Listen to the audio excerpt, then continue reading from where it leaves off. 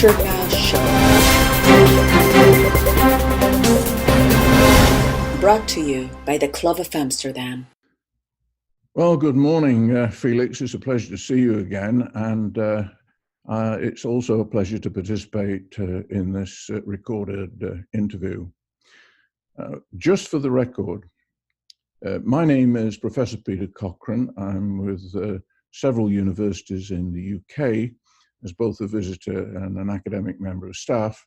I have my own company, and I was CTO at British Telecom until the year 2000. After my second doctorate, I decided that I would no longer specialize in anything. I would become a generalist. And as a part of this remit of trying to get a broad selection of technologies to work together to solve difficult problems, I've recently centered on the problem of the truth. And I think it's fair to say that we live in a post-truth world, and it's certainly a dangerous one. So I've come to the conclusion that there is only one war, and that war is a permanent feature of our lives. And the nature of the war can either be land, sea, air, space, cyber, but worst of all, and the most dangerous, is information.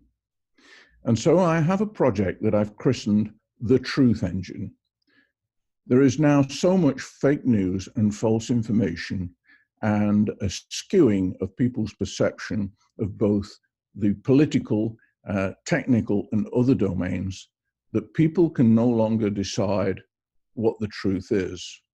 And I don't think this is in any way an accident. There are several sources that suggest that perhaps Russian influence might have something to do with this or not. But a battle plan that says we will bombard a country with so much information that is both true and false at the same time will, after a very short period of time, leave the populace in a situation where they cannot make a sensible or decision or utter a cogent reason for the decisions that they're making. So here we are, fake news by the minute. We are bombarded. What can we do about it? So having given this some detailed thought, I've come up with a series of techniques to identify what is true and what isn't. First of all, if we look at news sources, scientific sources, and individuals, we can look at things like who is funding them, what is their agenda, do they have a political left or right leaning, and what is their record over the last 50 years. So I'll give you an example. If the BBC were to publish a report that said 253 miners have died in a Chilean mining accident, but in 6 months we discover that the answer was really 153, that would be rather a big error. Now, if during the report they made a statement such as local sources tell us, or the best estimate that we have, or government sources have estimated, those kinds of phrases, we can say that the BBC made their best effort to get the numbers right. And if during their reporting over a 6-month period, they gradually zoned in to the absolute correct number, then that would be a big tick in the box. Now, when we do that, we find that the BBC come in as a truthful source of about 97%, 96, 97% surety.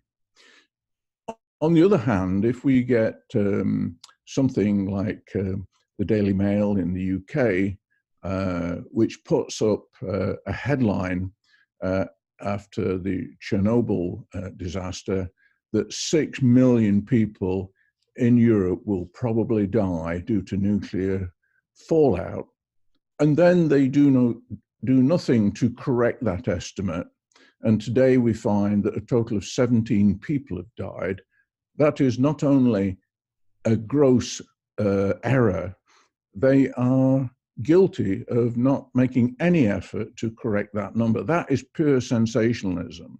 And so we might find that a news feed of that kind, or shall we say Breitbart, or one of the political right organizations in the United States, might well have a truth factor that's way down at 30%. And this is due to a number of things. One, they don't bother truth checking.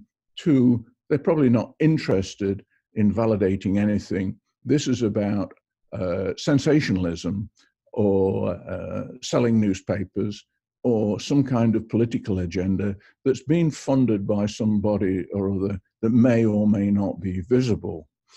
And so we can apply this technique to one source of information after another, and we can come up with probability ratings that they will be telling the truth. This is terrific information for the weighting of perhaps the ultimate AI machine, and that is the truth engine.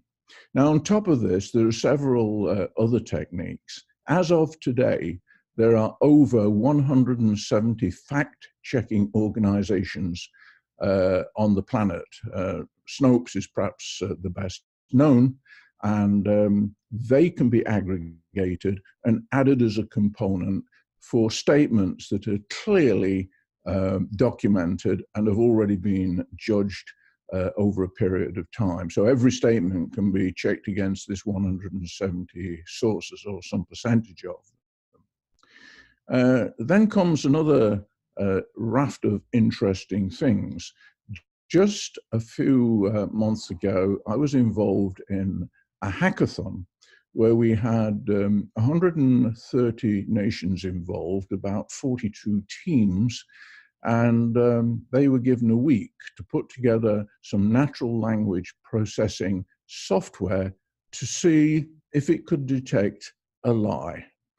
And to my great surprise, and I think a lot of other people, when this various software from 42 teams was tested, we found that the top 10 teams were all about 86% or slightly over 86% accurate, which is phenomenal. And this is entirely down to the phraseology, the words used, and very often the aggressive nature of the statements give away the fact that people are not necessarily telling the truth. Beyond all of this, there are some interesting endeavors by individuals that I'm hoping will actually grow to be significant. A group of people is building a library of liars. So people who are certified as telling falsehoods on a regular basis will appear in this library of liars. And then there are also a group building a library of lies. So these are another two sources of information that help weight a decision on whether a particular statement is true or not. And so when you put all of these techniques together and we compile a truth engine, we finish up with an artificial intelligence that is far better than any human being at making a value judgment on some political or scientific or other statement. So the danger of all of this fake news and propaganda is really the way it diminishes responsibility, authority, and directs the public to the wrong decision. So I'll give you a very clear example. Last night, I was involved in a little bit of a debate on Quora. Someone asked the question, does 5G cause cancer in human beings? So I went up and said, no mobile phone, not 1, 2, 3, 4, and certainly not 5G has or will cause cancer. So then came a tirade of responses, among which were several that made the statement, scientists have said, and here is a link to the reports. Well, the general public never clicked through the links. So I started clicking through the links. None of them were valid. Most of the links were to vested interest organizations who want to disrupt the world, or one of my favorites was the 404 message, the site didn't exist. And even when a site did exist, it was not a valid scientific experiment or a scientific source. And so I put these right back up as fake news, and then people get very vitriolic.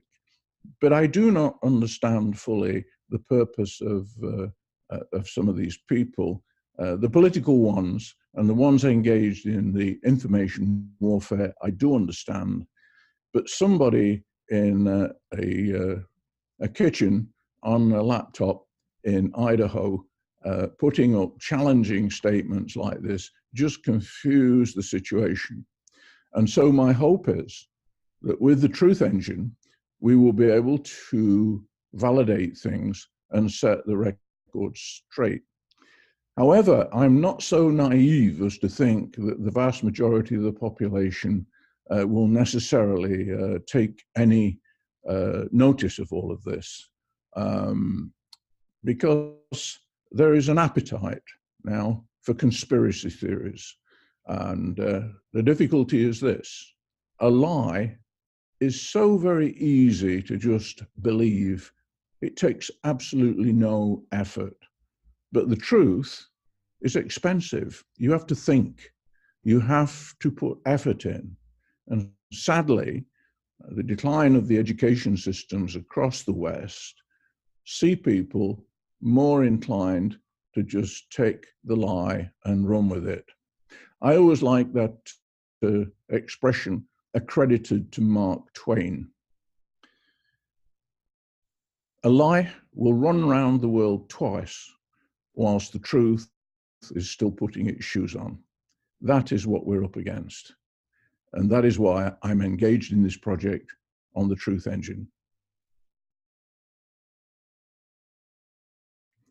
And so as we go into the future, I am hoping that all of us manage to actually get a very clear picture of what is happening in this world so that we may apply our brains to it and make some rational choices, some rational decisions. It will be tragic indeed if after thousands of years of effort to establish the truth through scientific means, we see this destroyed, distorted, defamed by what turns out to be nothing more than fear, alchemy, and propaganda. So I wish you well, and it has been a pleasure. Thank you.